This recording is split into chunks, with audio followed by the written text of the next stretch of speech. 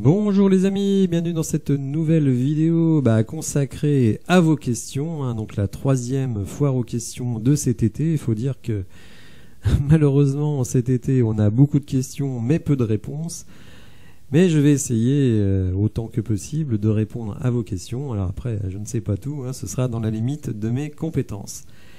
On commence avec Okina qui me demande « J'aimerais savoir comment tu envisages la saison 2024-2025 en cas de non-participation en Coupe d'Europe pour l'OL. » Oui, j'anticipe, effectivement. Mais non, je pense que la saison 2024-2025 sera nettement meilleure que les saisons récentes, tout simplement parce que beaucoup de circonstances de fait font que l'OL va pouvoir bénéficier d'un budget très conséquent la saison prochaine, avec la vente de l'OL Reign, avec la vente de Lukeba qui sera comptée dans les recettes de cette saison. Évidemment, il faudra voir ce qui va se passer avec Ryan Cherki et Bradley Barcola. Je vous rappelle qu'en 2024, Ryan Cherki sera en dernière année de contrat, donc comme toujours, il prolonge ou nous devrons le vendre. Pour Bradley Barcola, même chose, il aura fait quasiment 2 ans de titulaire, il prolonge ou il part, vous savez qu'il est extrêmement sollicité, tout comme Cherki, donc évidemment, ces ventes vont rapporter énormément d'argent. Donc bon, je pense aussi que John Textor ne va pas faire les mêmes erreurs que cette année, en tout cas c'est à souhaiter. Et donc je pense que effectivement, on vivra une saison 24-25 de très bon niveau. Je ne pense pas que la qualification pour une éventuelle Coupe d'Europe change la donne. Francis me dit que penses-tu du staff autour des joueurs et de Martin Buchheit? Est-ce que ça peut faire la différence sur les performances malgré notre mercato bridé par la DNCG? Alors, je dirais que c'est le gros paradoxe de cette saison à l'Olympique Lyonnais. John Textor a prolongé Laurent Blanc, enfin tout du moins a maintenu Laurent Blanc. Il a fait venir Mathieu Louis-Jean qui, bon, de ce qu'on dit, moi je n'en sais rien, est un très bon recruteur. Il a fait venir également Martin Buchheit, alors notamment à la demande de Laurent Blanc. Et Buchheit, je pense, est assez reconnu pour ses qualités. Mais en même temps, il ne donne pas le matos pour aller jusqu'au bout. Alors oui, bridé par la DNCG, mais parce que certaines décisions n'ont pas été prises. Donc, est-ce que ça peut faire la différence ? Je l'espère. Moi, déjà, je trouve que l'équipe, globalement, est en bonne santé. Alors, on va me dire, la deuxième mi-temps face à Strasbourg ne l'a pas forcément démontré. Mais la première mi-temps et la fin du match montrent que peut-être le travail de fond est bon. J'ai trouvé également Ryan Cherki assez fit. Donc, est-ce que c'est de sa propre initiative ou celle de Martin Buchheit? Je ne sais pas, mais effectivement, peut-être que avec un effectif quasiment équivalent mais des joueurs en meilleure forme dès le début de saison, contrairement à l'année dernière où la préparation intégrée a fait des ravages, eh bien effectivement on peut espérer qu'il y ait une meilleure efficacité sur le long terme. Vincent me dit je pose une question peut-être hors sujet. Depuis des années je me demande si l'un des problèmes du club n'est pas lié à une philosophie impulsée par l'ancien président, le culte de la personne, de l'individu au détriment du collectif, de la coopération, de la construction d'un collectif. La construction d'un projet footballistique gagnant est très complexe et certainement la résultante de nombreux facteurs. Néanmoins, le déficit de notre club en termes de combinaison de jeu résonne comme l'abandon d'un domaine pourtant essentiel dans ce sport. Des équipes aux individualités moins cotées, au budget bien inférieur, nous surpassent régulièrement depuis 10 ans en produisant un football bien plus attractif. Que penses-tu de cela ?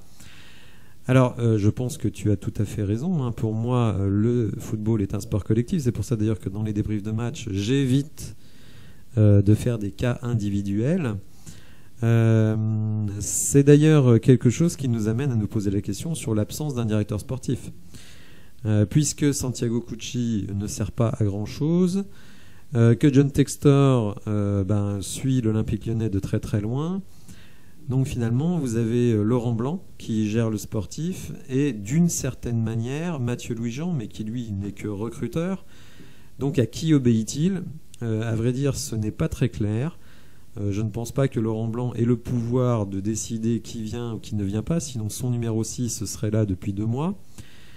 Donc je dirais que le fonctionnement actuel du club est extrêmement nébuleux. Je ne vois pas de direction sportive, je ne vois pas de vision. Donc avec un président aussi peu investi dans le football que Gucci, plus Ponceau qui lui aussi ne s'occupe pas du sportif, je ne vois pas tellement où on va. Donc oui, mettons l'accent sur le collectif, mais pour l'instant je ne vois pas du tout de manifestation de ce collectif, loin de là. Donc l'entraîneur doit se débrouiller, et en plus on ne lui donne pas les joueurs, ni même les profils qu'il souhaite avoir. Donc, en tout cas pour le moment, le mercato n'est pas fini, mais pour le moment, absolument rien ne bouge. Il n'y a aucun bruit sur un ailier, il n'y a aucun bruit, enfin, peu de bruit sur un numéro 6. Donc oui, le collectif, je suis d'accord, mais pour le moment, je ne vois pas cela. Sur l'individualisation, oui, mais je ne pense pas que c'est juste l'Olympique Lyonnais. Les grands clubs ont besoin de figures, on a besoin d'un Lacazette, on a besoin d'un Ryan Cherki, le PSG Mbappé. Le Real, ça va être Vinicius, peut-être Bellingham. Oui, l'idéal, c'est d'avoir un projet collectif, mais en tout cas, au club actuellement, il n'y en a pas, ça c'est une certitude. Alors, Stéphane me demande, comprends-tu pourquoi nous accumulons les milieux à caractère défensif qu'a créé le Penant Tolisso, Skelly et Niles, alors que nous n'avons qu'un seul avant-centre qui tient la route, car moi, non. Alors oui, je ne le comprends pas, donc j'en reviens à ce que je dis précédemment. J'ai l'impression qu'il n'y a absolument aucune direction sportive dans le club. Donc pourquoi on accumule les milieux, je ne sais pas. Moi, de toute façon, je l'ai dit depuis longtemps, il fallait transférer ou prêter le Penant. Finalement, dans ces joueurs-là, on n'a pas vraiment de milieu offensif non plus. Toi, tu parles d'avant-centre, mais on n'a pas non plus de milieu vraiment créatif, hormis Ryan Cherki, mais il joue dans l'aile, même s'il n'est pas vraiment dans l'aile. Mais donc effectivement, on a beaucoup de milieux et en fait aucun n'est vraiment au top. Donc je trouve que c'est un problème. Mais lui, Laurent Blanc, ce qu'il veut, c'est sa sentinelle. Il ne l'a pas.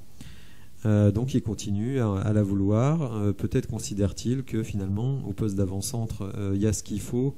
Peut-être pas forcément avec Amin Sarr, mais plutôt avec Kadewere, qui n'est pas si mauvais que ça, même si évidemment il sort d'une période difficile. Alors là, malheureusement, j'ai user, donc je n'ai pas le prénom de la personne. Penses-tu que les recrues actuelles sont de réelles pistes dans le plan de base si on n'avait pas les problèmes de la DNCG? Que fait réellement Cucci dans ce club? Est-ce que le club peut rompre le contrat d'un joueur sans accord du joueur si on paye son salaire? Alors, je pense que les recrues actuelles, non, n'étaient pas prévues. Bon, déjà, le départ de Lukeba n'était pas prévu. Donc s'il n'était pas parti, on n'aurait pas eu Jake O'Brien. J'ai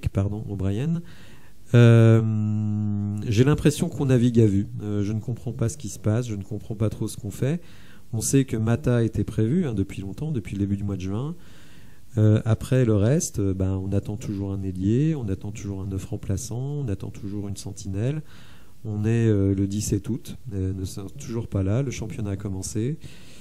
On n'a pas de rotation. Le but du club, c'était de mettre, on va dire, de la concurrence dans l'équipe pour que les titulaires se sentent un peu menacés. Ce n'est pas le cas du tout, puisque en fait, aucun titulaire n'est menacé par ceux qui viennent du banc. Donc oui, c'est pas du tout le plan. D'ailleurs, c'est exactement ce que dit Laurent Blanc. Il dit on n'a pas pu faire ce qu'on voulait faire. Alors certes, à cause de la DNCG, mais même avec la DNCG, avec 25 millions, il y avait peut-être quand même moyen de trouver 3 joueurs qui correspondent à ce qu'on cherche. Là, on accumule des milieux, on accumule des défenseurs centraux, on met de l'argent sur ces gars-là, et en fait, les pistes prioritaires ne sont toujours pas recrutées. Que fait Cucci? Je dirais qu'il gère les affaires courantes d'un président d'une entreprise. Mais en tout cas, sur le plan sportif, je ne vois rien. La seule fois où il a pris la parole récemment, c'était pour nous dire quelque chose qui ne s'est pas passé, puisqu'il garantissait que Lukeba resterait au club, tout comme Barcola. Donc, attendons de voir. Est-ce que le club peut rompre un contrat? Alors, il peut rompre un contrat uniquement en cas de faute grave. Mais hors faute grave, sans accord du joueur, non. On peut effectivement résilier un contrat, c'est ce qui s'est fait avec Pollersbeck, on lui a donné une partie de son salaire et il était libre, mais on ne peut pas le faire unilatéralement, il faut qu'il y ait une faute. Alors Charles me demande quel joueur verrais-tu exploser cette saison chez les jeunes? Alors on pense tout de suite à Mohamed El Arouche évidemment, qui aura du temps de jeu, alors que ce soit au milieu de terrain en remplacement de Ryan Cherki ou peut-être titulaire, parce que Maxence Cacré, rappelons-nous de son début de saison l'année dernière, n'était vraiment pas bon du tout. Bon, moi je le trouve un peu limité physiquement, hein, je l'ai déjà dit. Alors il court beaucoup, mais bon, 1m66, c'est quand même pas facile de s'imposer, surtout en Ligue 1. Hein. La Ligue 1, c'est un championnat extrêmement physique. Donc, surtout Mohamed El Arouche. Moi, je ne crois pas trop en Mamadou Sarr. Je le trouve très très lent, donc j'ai des réticences vis-à-vis de ce joueur. Koumbedi, j'aime bien son énergie, mais par contre, il fait tellement de fautes, d'erreurs que j'ai du mal à penser qu'il va exploser, parce que moi, je ne le vois pas progresser. Je trouve même qu'il est de moins en moins bon.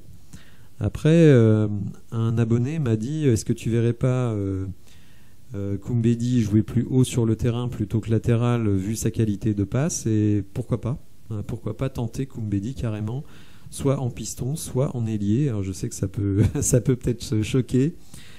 Faudrait essayer l'entraînement, parce qu'effectivement il est vraiment trop léger au contact. Alors Beubol donc me demande, penses-tu que Textor a fait une erreur de ne pas faire table rase du passé en conservant Ponceau, Chéroux et toute la clique? De plus, serais-tu d'accord de dire qu'Aulas a menti pendant 15 ans en affaiblissant constamment l'équipe? Quid des magouilles avec Lille pour acheter à prix d'or leurs joueurs? Enfin, quelle serait la place de l'OL? Quelle sera la place de l'OL en fin de championnat? Alors, pour la place de l'OL, j'attends la fin du mercato. Hein. Je ferai une vidéo sur le sujet avec des prédictions, si on peut dire. Mais je pense qu'à l'heure actuelle, si on se base sur l'effectif qu'on a actuel, 5-6. Quatrième, ça me paraît difficile. Mais 5-6, bon 5, ça fait Ligue Europa. Je pense que c'est dans nos cordes. 6, c'est Conference League. Bon, cette compétition ne me plaît pas trop. Alors pour Textor, est-ce qu'il a fait une erreur de faire table rase, de ne pas faire table rase du passé? C'est plus facile à dire qu'à faire. Ponceau, je dirais que c'est la continuité du club. Il y a 600 salariés à l'Olympique Lyonnais, donc il y a beaucoup de dossiers qui sont en cours. C'est important de garder quand même des gens qui sont dans la continuité, parce qu'il y a quand même des relations humaines qu'on ne peut pas effacer. Chéroux a été réaffecté à d'autres tâches, notamment la sortie des joueurs, hein, donc les départs.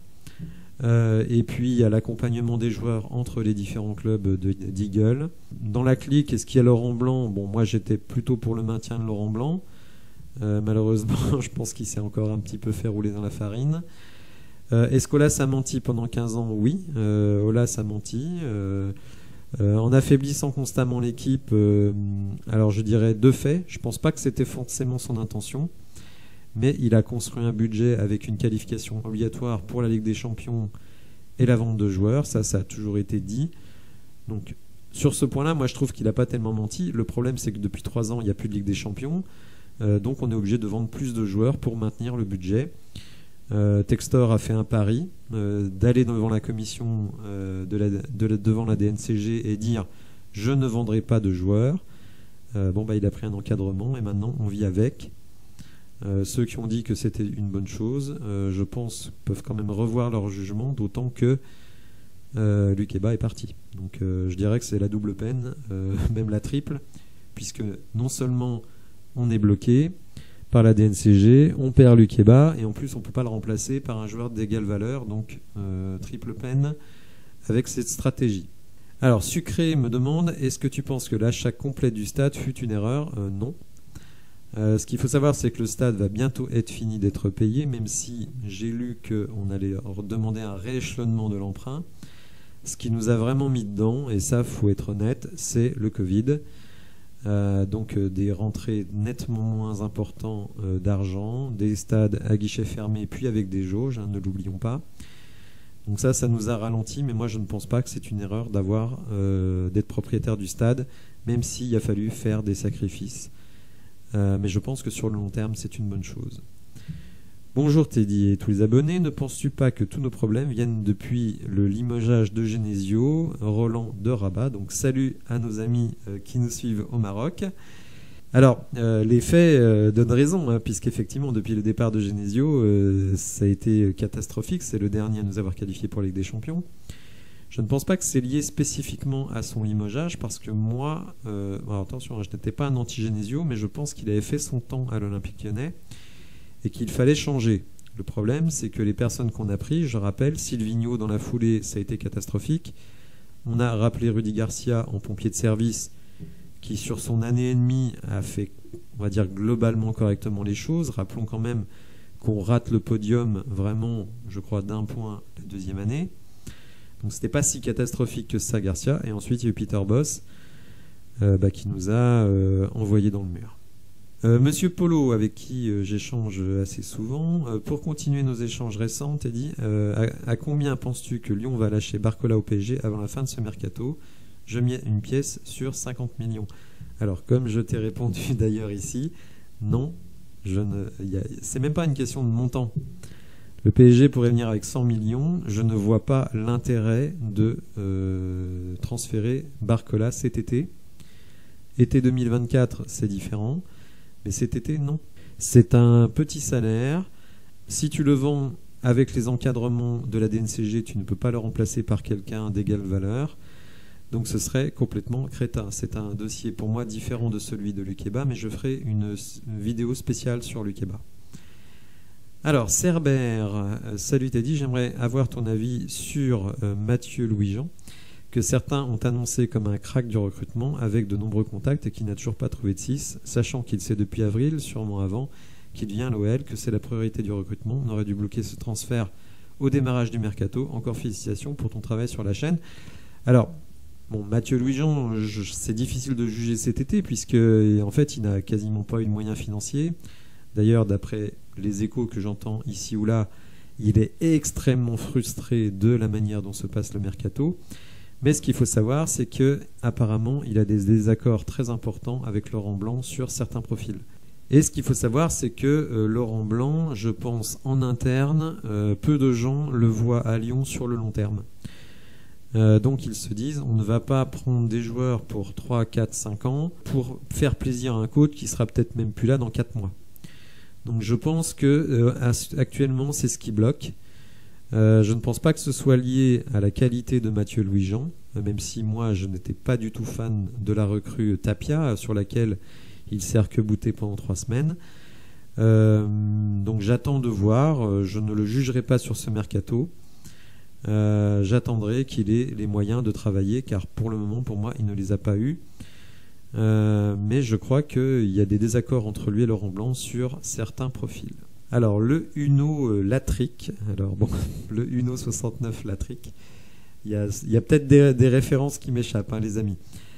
Alors, salut Teddy, j'espère que tu vas bien. Oui, merci. Avec cette nouvelle méthode de l'interclub dans un même groupe, certains le comparent au groupe Red Bull. Est-ce que pour toi, c'est le cas?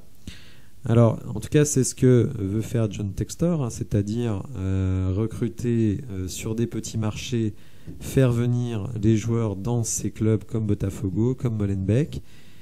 Mais bon, des joueurs de Molenbeek qui est le niveau pour jouer à l'Olympique Lyonnais, j'attends de voir. Pour le moment, il n'y en a pas. Des joueurs de Botafogo qui peuvent jouer à l'Olympique Lyonnais, on a vu que Jeffinho, c'est quand même pas une super réussite. Perry, Adrielson, j'en parlerai un petit peu plus tard. C'est peut-être pas aussi fort que ce qu'on croit, hein, j'en sais rien, mais bon, il y a quand même des éléments pas forcément rassurants sur ces joueurs-là, mais enfin bon, on verra bien, on les jugera sur pièce. Ce qu'il y a, c'est que Red Bull a des moyens financiers absolument colossaux et que John Textor n'a pas, d'autant moins si le groupe Ares quitte le conseil d'administration, même si Textor voudrait introduire le groupe Eagle à la bourse de Wall Street.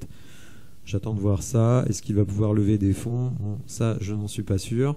En tout cas, bon, il faudra suivre ça. Est-ce que tu penses que l'OL risque de perdre son identité en fusionnant avec des clubs que je viens de citer? Alors, c'est pas vraiment des fusions, hein, heureusement d'ailleurs. Je pense que chaque club garde son identité, mais par contre, forcément, Botafogo et Molenbeek, si les meilleurs joueurs viennent à Lyon, ils peuvent quand même se sentir lésés. Rendez-vous compte que cette année, ils vont sans doute gagner le championnat du Brésil et 2 de leurs meilleurs joueurs en défense vont partir. Ils vont peut-être réussir à les remplacer, en tout cas ça c'est le projet. Par contre sur l'identité, pour le moment je ne pense pas. Ce qu'il y a, c'est que pour le moment au club, il n'y a personne qui représente l'identité lyonnaise. Textor ne la représente pas, Cucci ne la représente pas du tout, et Laurent Blanc pas davantage. Donc Et vous voyez bien que les joueurs, dès qu'ils peuvent se barrer, ils se barrent. Donc bon.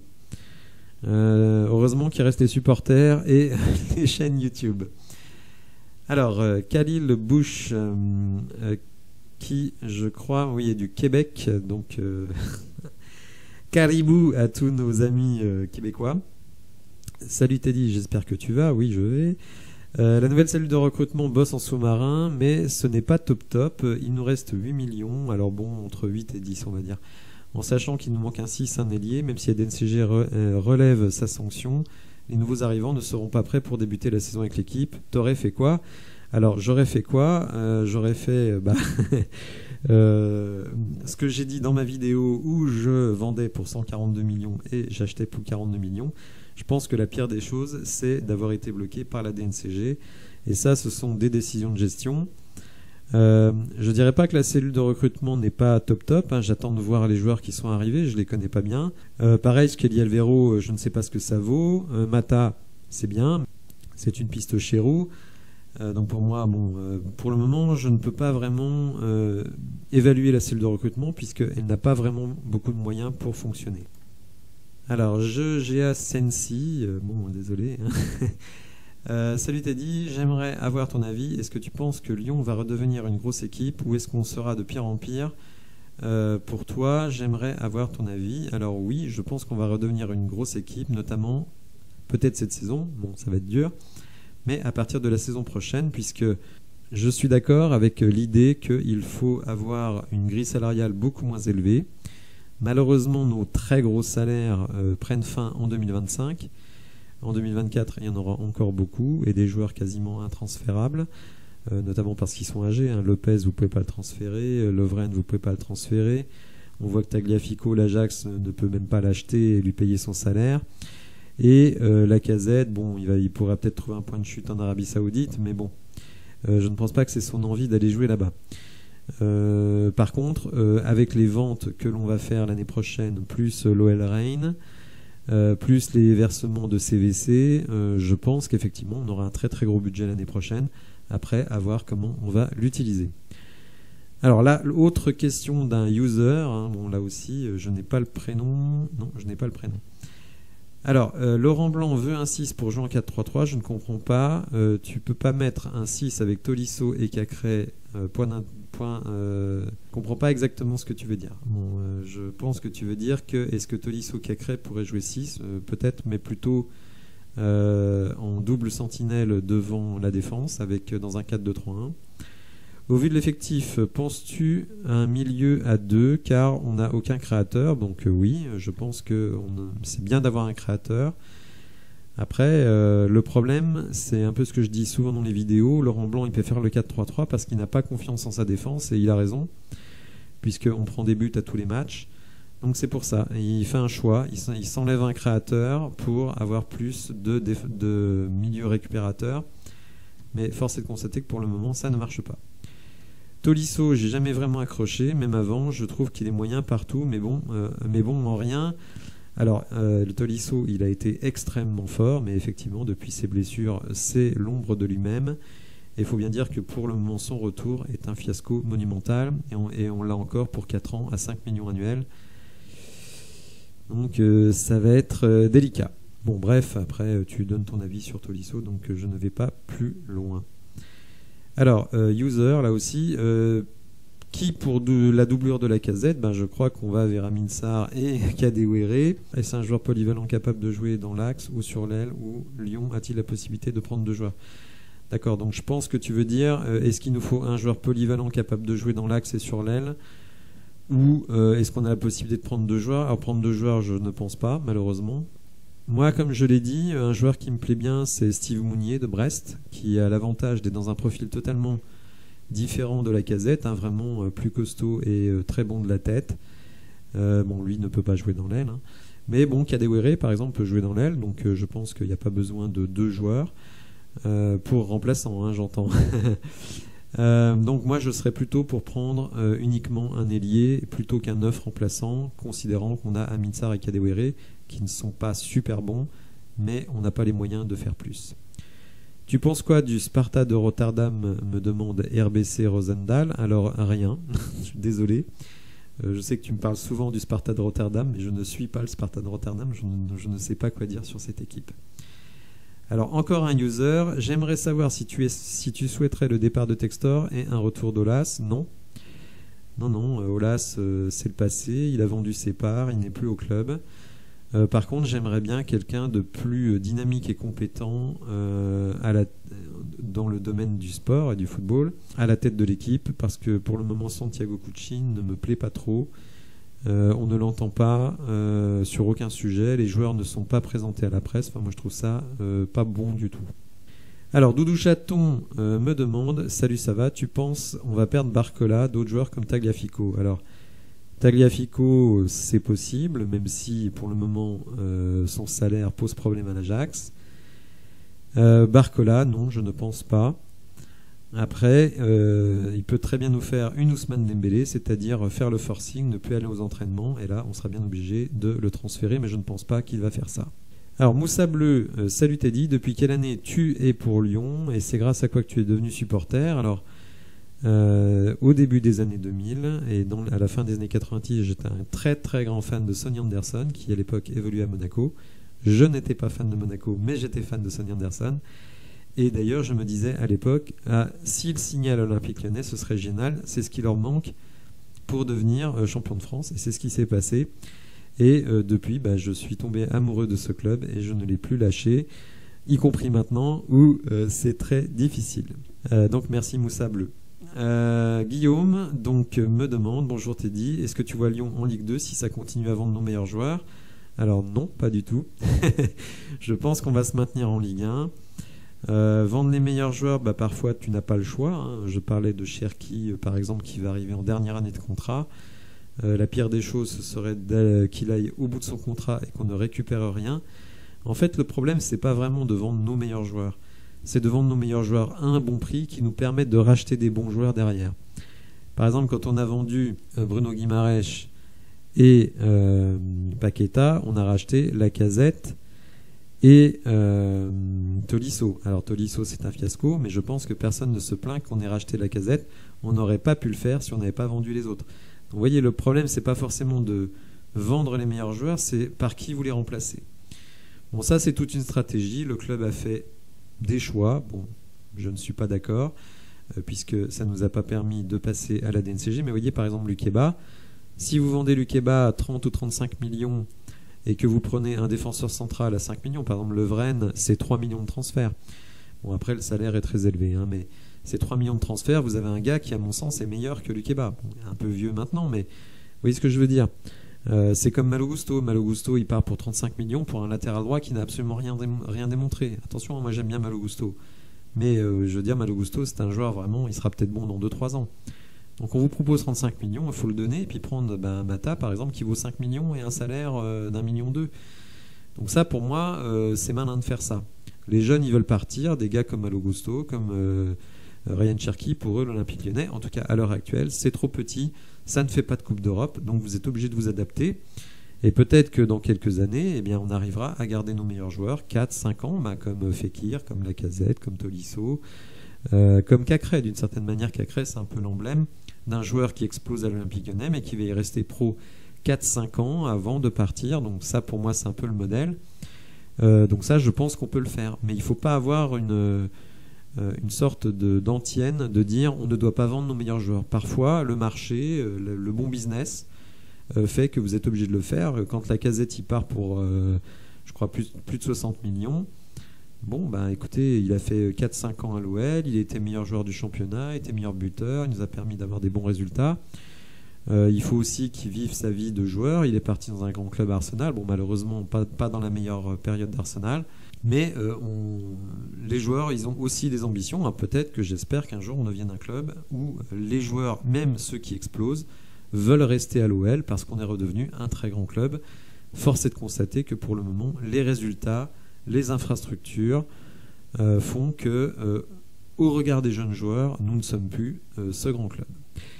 Alors merci à tous pour vos questions. Vraiment, je pense que c'est vraiment une manière d'interagir qui est très intéressante, puisque je prends le temps de répondre à toutes les questions. Donc je pense que c'est mieux que dans un live où on va répondre à 4-5 questions. Là, au moins, toutes les personnes qui ont posé des questions ont une réponse, alors qui les satisfait ou non. Mais je pense que c'est une manière assez sympa de communiquer. Merci d'avoir suivi la vidéo. Si vous l'avez appréciée, n'hésitez pas à la liker, à vous abonner à la chaîne. Et je vous dis à bientôt pour de nouvelles infos. Merci, au revoir.